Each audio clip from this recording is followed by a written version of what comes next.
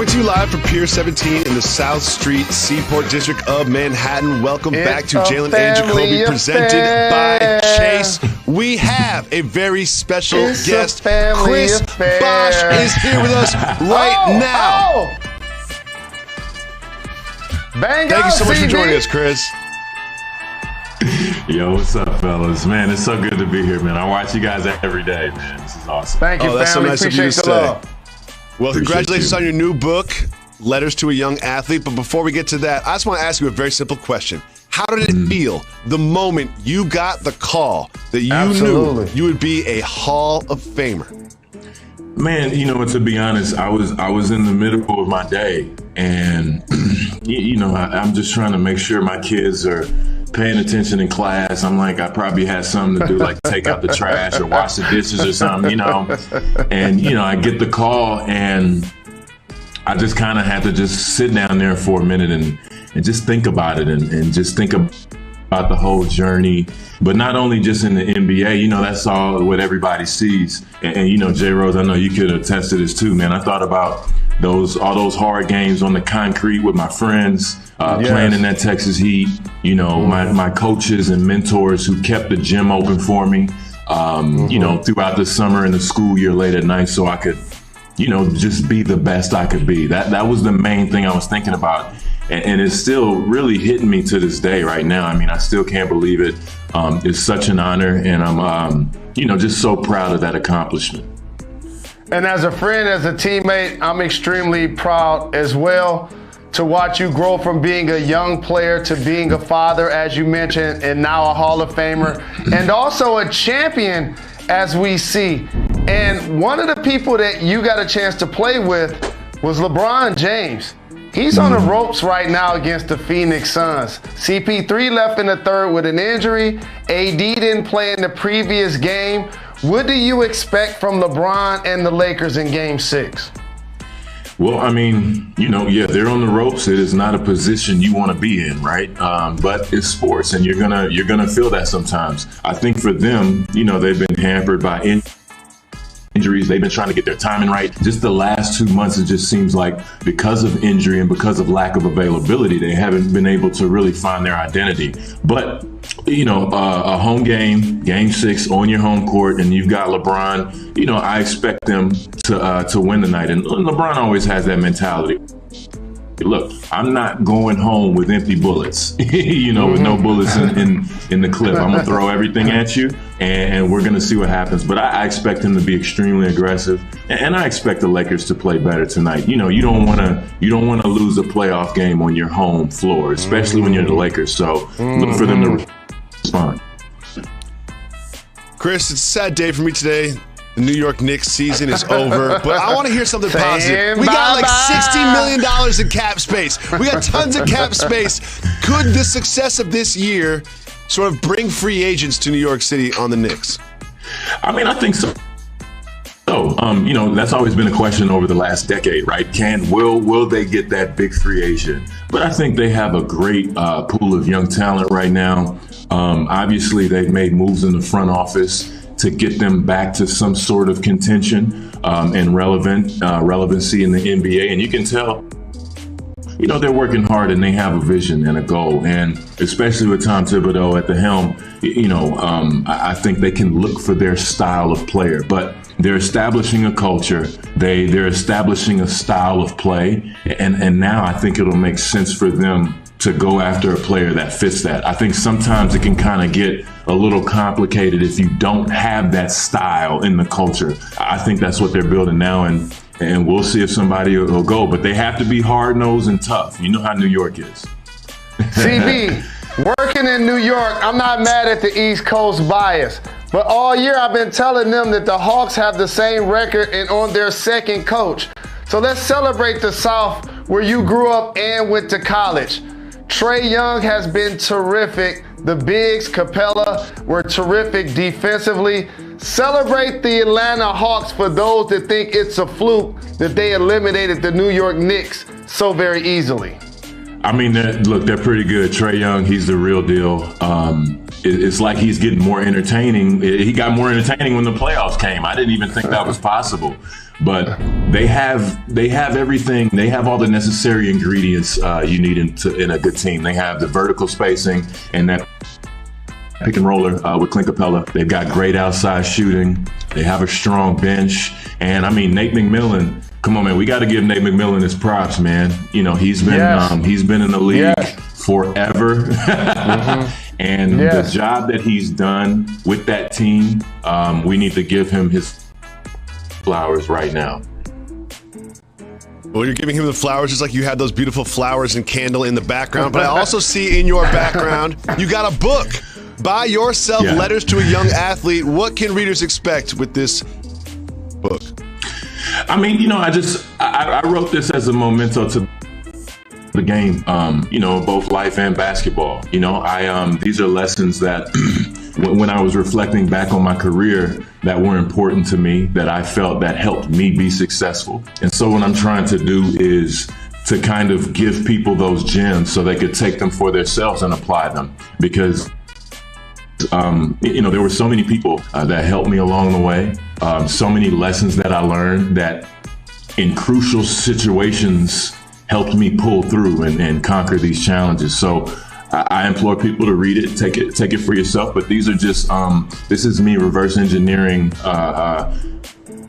the success I had in my career and those stories that are important, but more so over the space of time of my whole basketball career. Like I said, it was more than just the pros, right? It's little league, it's high school, it's middle school, it's college, you know, it's coaches, all of those lessons that I learned throughout the years. You know, it's right there in that book. So anybody trying to aspire to do something great, the book is for you. Thank you so much for taking the time, Chris. Congratulations on the book. I love you, my brother. Congratulations. All love, man. We'll be back with some thoughts on Coach K's career right after this. You're watching Jalen and Jacoby. So important. This is what the playoffs are all about. Straight away, three, good! He is a machine. Doncic with 40. Big games. You gotta play hard. You gotta play with heart. For the tie, no good! This baby is over. Every year presents a different challenge, and this is what's in front of us. We're going to have to win on the road if we want to become champions. So what is the message going back down to Dallas for Game 6? You got to win in 7 now.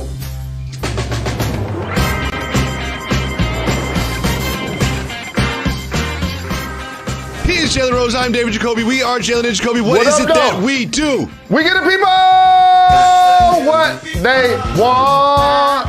Jalen, the Hawks beat the Knicks. The Sixers beat the Wizards. We have a matchup in the second round of the Eastern Conference, and we have Chris Bosh coming on the show. But we start with the brilliance of Luka Doncic in Staples Center in Game 5 against the Clippers. Luka had 19 in the first quarter. With 14 dimes, too big for any smaller player. Yep. Too skilled for a guy his size.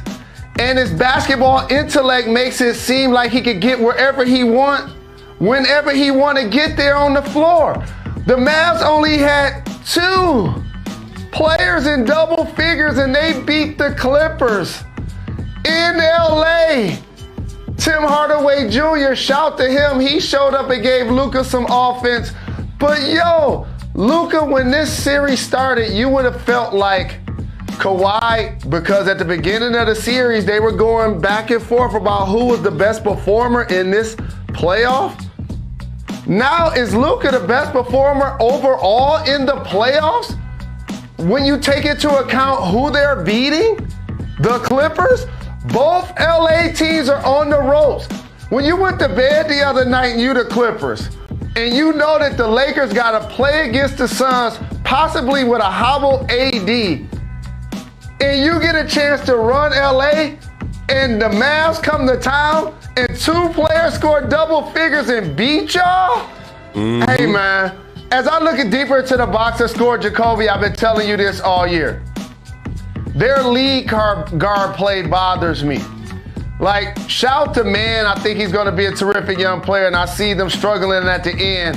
And the other guy I want to mention, Rondo, they added him for a reason, to be the brains.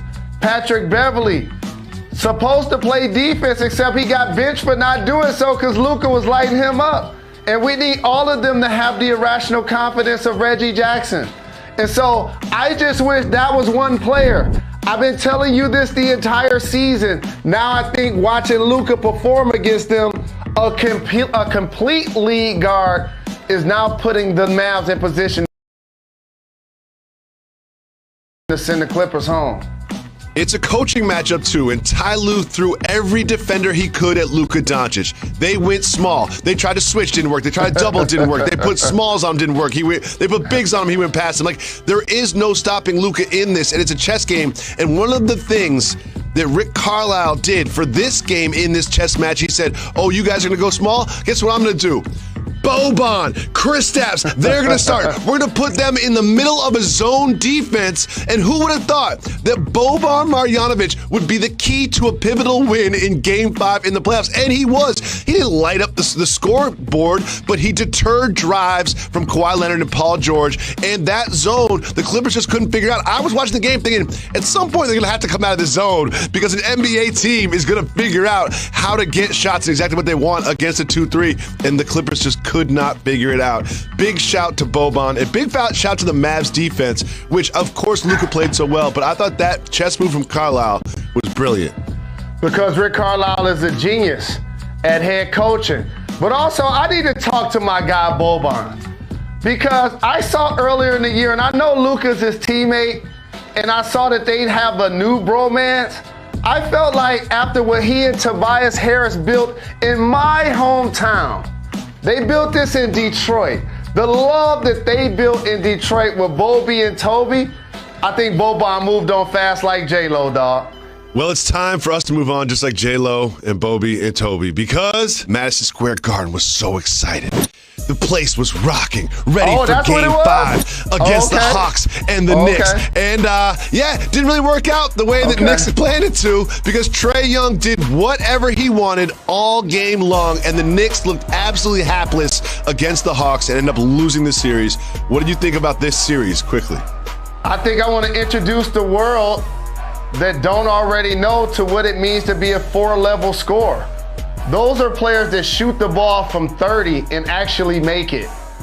That's Trae Young, Steph Curry, and Dame Lillard. Those three in particular. And what ends up happening, Jacoby, it elongates your defense. Like normally, when you watch playoff games, unless it's one of those three guys, people ain't shooting off the dribble like that to ice games. You're not seeing that normally. And so what ends up happening, now Trae Young has put himself in position, if the Sixers don't have a healthy Joel Embiid, they're not beating the Hawks. And I mean, like, not Joel playing 3 games or not Joel being hobbled. They're gonna need Joel for all 7 games the way he played this year if they're gonna beat this Hawks team because they have size and physicality up front. And one of the stories of this series that we have to recognize is the play of Julius Randle. He was magnificent all season long. He was a tough shot maker. He was a bully ball player. He was the heart and soul of this Knicks team, and he just was not performing in this series the way he performed all season long, and that hurt them. And when you look at the numbers right in front of your face, it's field goal percentage. Effective field goal percentage really jumps out to me. I mean, that's just too much of a drop. You can't have your best player effective field goal percentage be 36% and expect to win a series. And you know what? That's what's got me. You know I was on the Knicks bandwagon. You know I was on the Knicks bandwagon, right? But you know what die easy fan means? I'm off the Knicks. I'm off the Knicks. I'm gone. Yeah, Nets. Let's go, Brooklyn. Hey, dog, no. Look at me and Jay-Z. Look at me and Hove on the bandwagon. I'm a Nets fan now. Knicks, I'm done with you. I'm moving on to the Nets. You and de Blasio, I don't know what I'm going to do. But shout to Reg the Ledge because since Atlanta won, I hear that bounce music. I like what you did there. This show is the industry tastemaker's favorite. I'm just saying. Well, the Hawks have moved on, and they actually have a second-round matchup with the Sixers because it was the Sixers against the Wizards in Game 5, closeout game for the Sixers without Joel Embiid, and they got it done. Simmons played well, Curry played well, Tobias got some buckets. Jalen, quickly about this game, and then what do you see between the Hawks and the Sixers? The one thing I see is the Curry family and the Rivers family are the modern-day Wu-Tang. My seed marry his seed, go with his seed. That's how they keep the Curry money all up in the family, baby, along with the Rivers. And I saw him get 30, and I saw Tobias, and I saw them not be pressed. But they will be in the next round if Embiid is hobbled and Simmons can't make free throws. They took care of business like they should as a number 1 seed. They had an opportunity, in my opinion, to elevate easier and get to the conference finals. If Embiid isn't healthy, that is going to be an impediment. It is. And when you look at the Hawks team, that Embiid's health is really going to swing this series. But you look at the Hawks team, very quietly, DeAndre Hunter, we all know what he can do on defense, but now he's making shots on offense. They've got so many players that can score on this Hawks team. It's going to be a tough matchup, especially without Joel Embiid, because everyone talks about Trae Young, but Collins was hitting threes. Werder is hitting threes. Hunter's getting jump shots wherever he wants. And Clint Capela's been playing well all long. And of course, Bogey Bogdanovic, who's been my guy for like 3 years now that everyone's catching up to. This is going to be a tight series. And I'm also going to say tight series even with Joel Embiid, because I don't think he'll be at 100%. He's got a slight tear in his meniscus. I mean, I don't know if does slight tear mean like kind of pregnant? Like, I'm very concerned about Joel Embiid's health. Do you think he'll be available for game 1? I like what you did there. Here's the thing, though. Slight tear just tells me the reason why I don't bet on professional sports, because that means the East. That's what that sounds like. It doesn't sound like winning the championship when your best player, who's had to deal with a history of injury, who the last 2 years was forced to miss a playoff game, this year was also forced to miss a playoff game, and going into a tough second round series with a torn meniscus, that isn't necessarily something that you put stock in if you're a Philadelphia 76 or better. Later on in the show, we will get Coach K, Jalen's thoughts on the retirement of Coach K, but more importantly, next, we have bona fide Hall of Famer Chris Bosh joins the show right after this, and we can't wait